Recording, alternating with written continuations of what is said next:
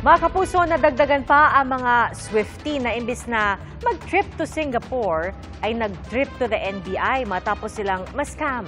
Aabot sa 100 ang nabiktima umano ng ticket seller kabilang ang sparkle artist na si Sofia Pablo. Saksi si Ian Cruz.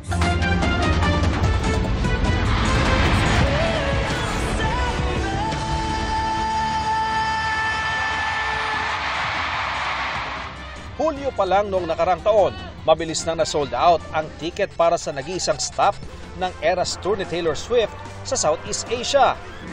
Kaya ang ilang Swifties gaya ni Jenny, hindi niya tunay na pangalan, naghanap ng ibang mapagbibilhan online. Isang kakilala raw ang nagturo sa kanya sa isang lalaking may access daw sa ticket ng Eras Tour sa Singapore sa Marso. At kahit umabot ng 65,000 pesos ang babayaran, pikit mata niya itong pinadala sa lalaki via online banking. Nagpapakita siya ng mga proof ng transactions niya with other people.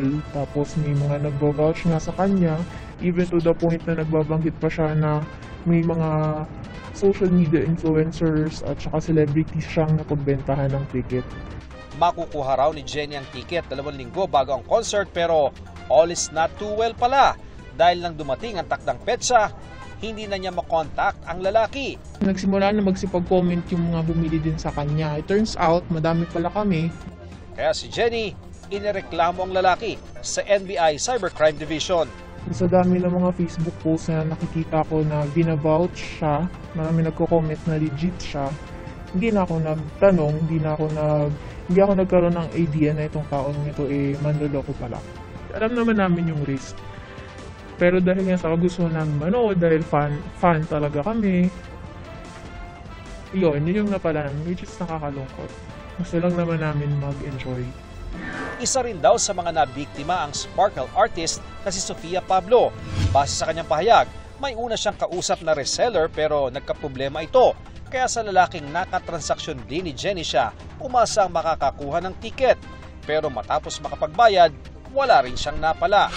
Ayon sa NBI Cybercrime Division, aabot sa 100 ang nabiktima ng ticket seller.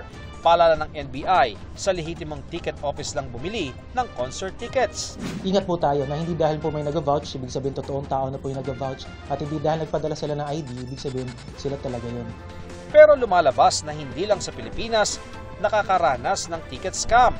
Ang online marketplace sa Singapore na Carousel, tatanggalin daw ang lahat ng listing ng mga nagbebenta ng Taylor Swift tickets dahil sa pagdami raw ng insidente ng scam.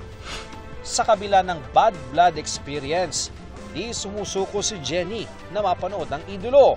May bago raw siyang kausap pero sa pagkakataong ito, di raw niya bibitawan ng bayad nang hindi hawak ang lehitimong ticket. Kaliwaan. Pagka nakapasok na sa venue, saka magbabayad.